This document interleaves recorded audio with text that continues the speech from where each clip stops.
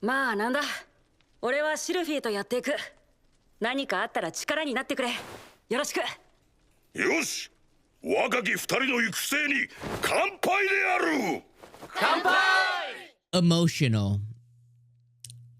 That's the only thing I can really like. That's the only word I can really think of when describing Mushoku Tensei episode 2, season 2, part 2, episode 2. Like, that's the only word I can think of is emotional. And I am so taken aback and so in awe. And I talked about this last week, but the ability to shift gears in the show is something that is like this puts Mushoku Tensei in a very small percentage of anime, like 1%, that can really pull off changing genres and changing tone and not only be successful at it, but like be masterful at it. This episode was emotional on a lot of different scales. And, I get that it might not hit for everybody. And maybe, like, that's not your thing.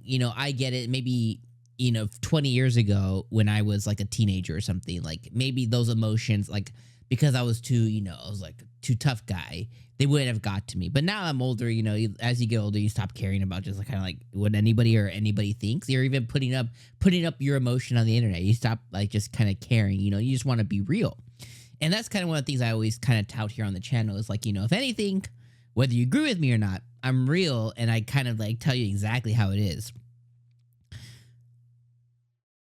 I think, as we have kind of built our relationships with these characters, through season 1, part 1 and part 2, and season 2, and this, the specials that we got, the OVAs that we got, and then now part 2. I think as we kind of gone on this journey, with Rudius, as he has, gone from his past life and been reincarnated, and we got to see, kind of what his past life was like, his struggles, his wins, his losses.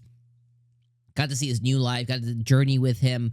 I think as we've built the relationships with them, and then now we've kind of swapped tones into him finding a semblance of happiness. And, this episode was all about like remembrance, or I don't know what it was actually called. It was called the wedding reception.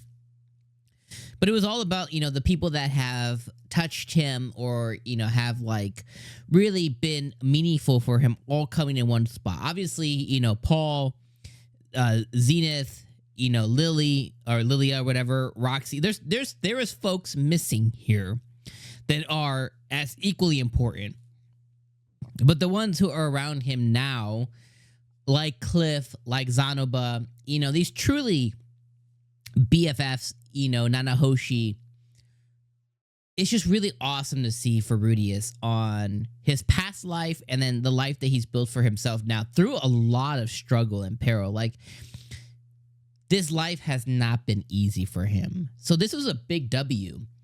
And a lot of emotion was in that. And not only in emotion with his speech, and Boggy-Dotty, a freaking god, or whatever you call him, like, a god type person, having his back, and him like getting emotional during that thing, or the emotions of Sylphie finally, putting together that Alina Lise is her grandma and seeing Alina Lise break down and finally get to see the fruits of her labor, or like the fruits of her loin, find happiness. You know what I mean? Like, Alina Lise has lived a really, really, struggleful life after her initial love passed away, and she's been trying to find whatever she's been trying to find, and she's had many children, and she's made some hard decisions, but she's found Cliff now, and now she's seeing Sylphie find happiness with Rudy, and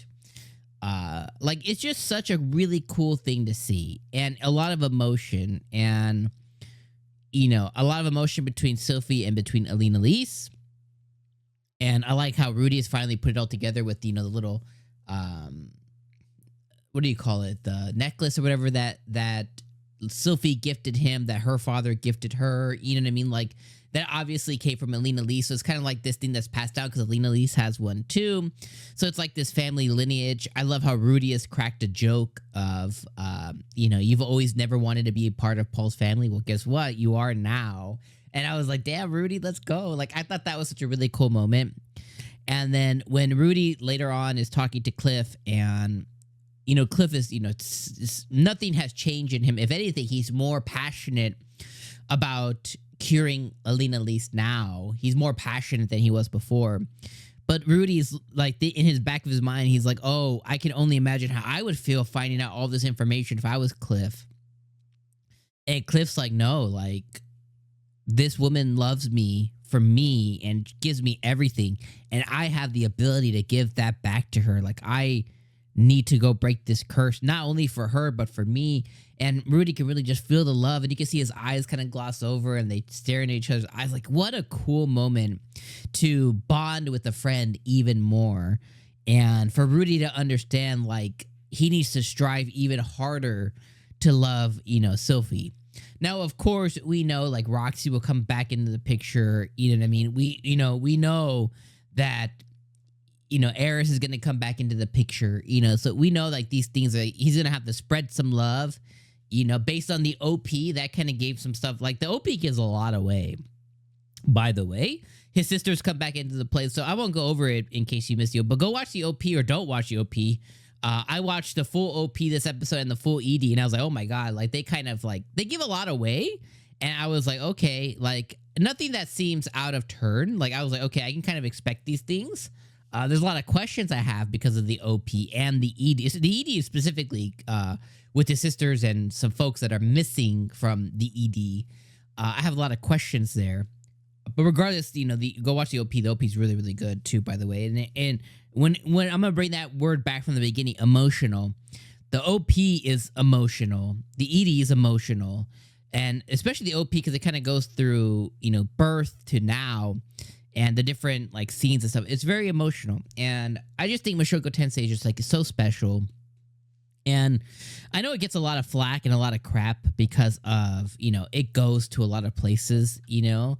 And it goes to places that make people uncomfortable for a variety of valid and invalid reasons.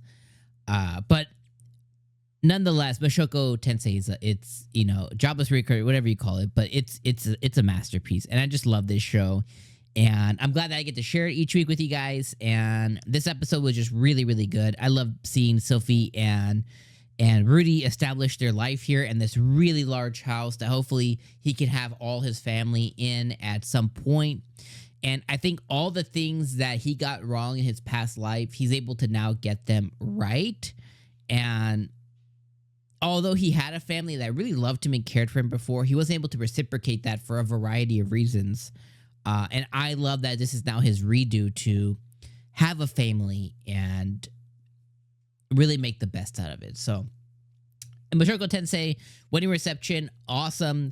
Next week is called Afar. Hopefully, we'll start to see the rumblings of either getting Paul and his sisters back, or Zenith like finally finding out what's happening. It's called Afar, so my ideas of what next week could be go afar, but hopefully we start seeing some of that begin to come into play. So anyways, thank you guys for joining me for episode 2 review. I'll see you guys next week for episode 3. Let me know your thoughts of this episode down in the comments below. Did it catch your heart? Did it catch the feels as much as it did me or not? Let me know that in the comments below, and I'll see you guys next week, my friends. All right, have a great weekend. Peace out.